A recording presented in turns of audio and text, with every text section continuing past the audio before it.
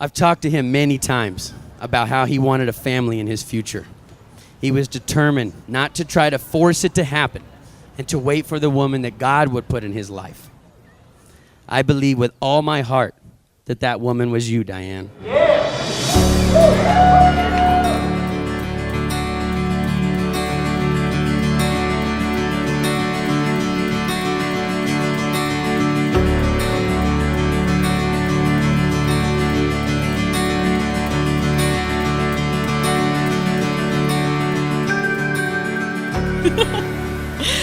And here we are on your wedding day now.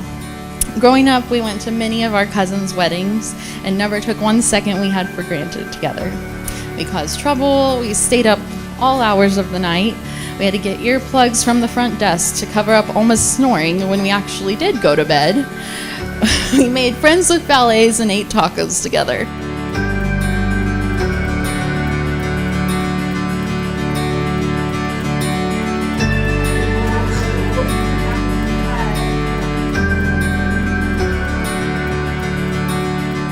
These are the hands of your best friend, young and strong and full of love. These are the hands that you're holding on your wedding day as you promise to love each other today, tomorrow, and forever.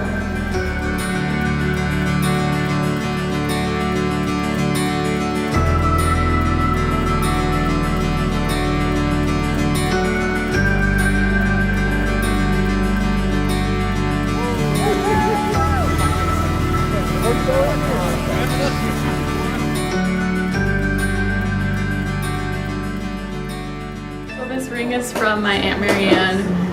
She gave it to me last night and got it sized for me. It used to be my Oma's ring that she wore all the time, and she has passed away. It was really special. We shared in many struggles of the single life as we were very single for quite some time together. So we decided to ask someone older and wiser than us for some advice. So we said, Oma, why do you think we are single? She said, because you girls are weird. God has orchestrated all those steps to get her and John together today. And I'm so thankful that she was patient so that she could meet John.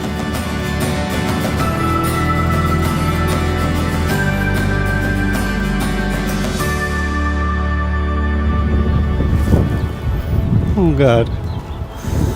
Babe.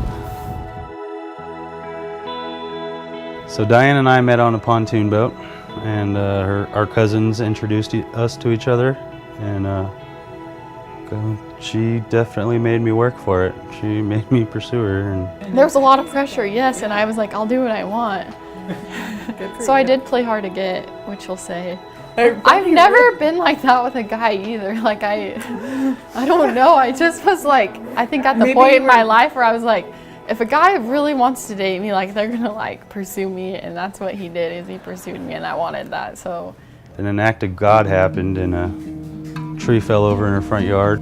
I was at work, and my two roommates were like sending me Snapchats of my tree and like laughing about it, and I was like, that's not funny. Like that's a tree. Like I have to clean that up. And I was texting John that day and told him about it, and he said, oh, I'll come help you.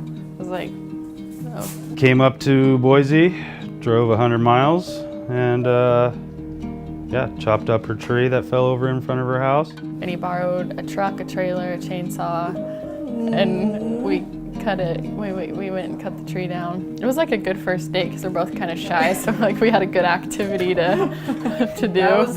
And then we went to dinner and watched a movie after that, walked on the greenbelt along the river. It was quite the day.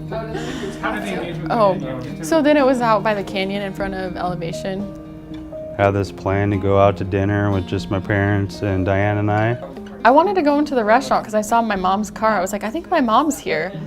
And we told everyone to park in a certain spot in the parking lot. And my dad pulls up next to her mom's car. And his dad wasn't supposed to park by my mom's car. And she says, well, what's my mom doing here? And he did.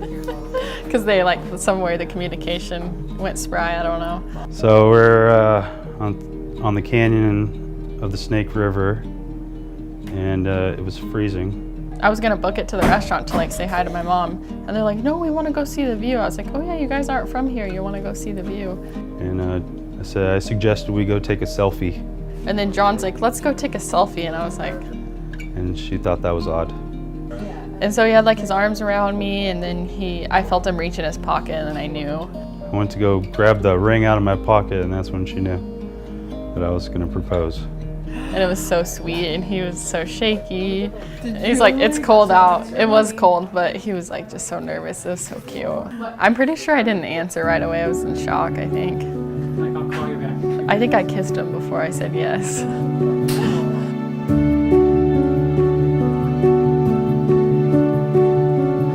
Oh, when you walk in, I know I'll never be the same again.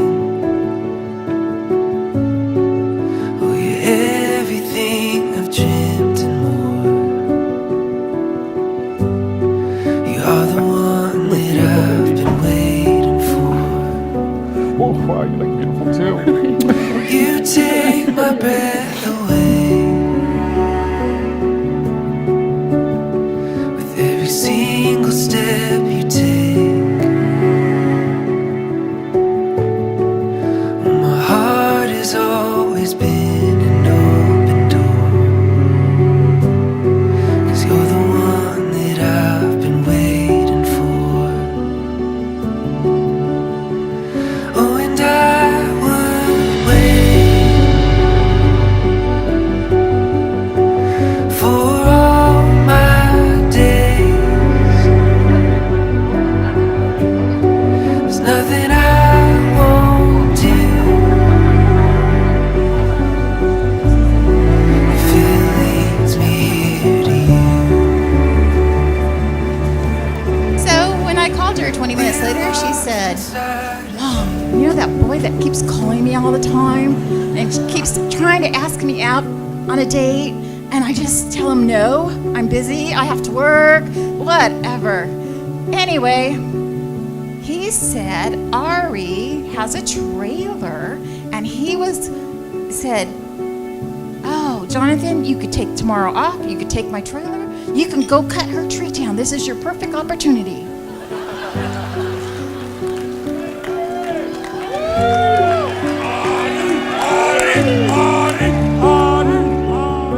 And on July 4th, there were fireworks. There was more than what was in the sky. It was what God was orchestrating in your hearts.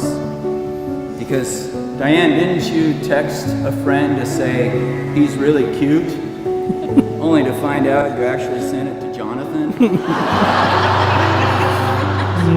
So, it's no wonder that Jonathan showed up like a lumberjack in your house there in Boise to help clear a tree that had fallen. Diane said, Mom, what should I do? Well, hey, you should let that young man come cut your tree. Some of the texts were really cute. Oh, Mom, he showed up. And then, oh, Mom, I think he's kind of cute. Oh, Mom, he's really nice. So who would have thought that that man that we always dreamed of, that he would marry someday, would come in the form of a tree chopper? Where John and Diane's real love story started thanks to a huge tree that fell over in her yard that John so thoughtfully took off work, got the equipment, drove hours paid for to take care of for her. And it shows how, and throughout their whole relationship, it was a common theme how persistent John was, and he pursued her, even though she's very stubborn sometimes and probably. But he was very, and like Nick said, consistent, and he pursued her. And even when she was like, oh no, like maybe later, I don't know, like he was consistent and he pursued her. And I know that through their marriage, like that's gonna be so important, because that doesn't stop today. That just keeps going. This is the first day for that. Oh, and I would wait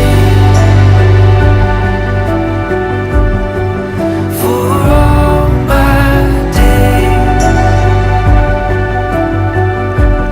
There's nothing I won't do.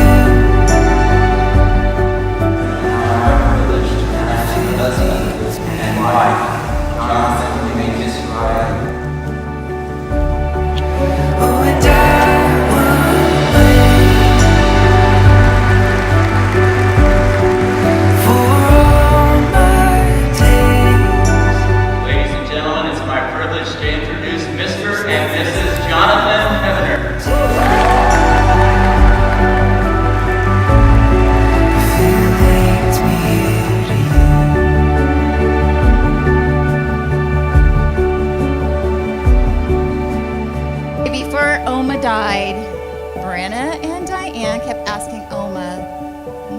about the husband thing. And then, Oma, when you get to heaven, will you ask God to send us a husband?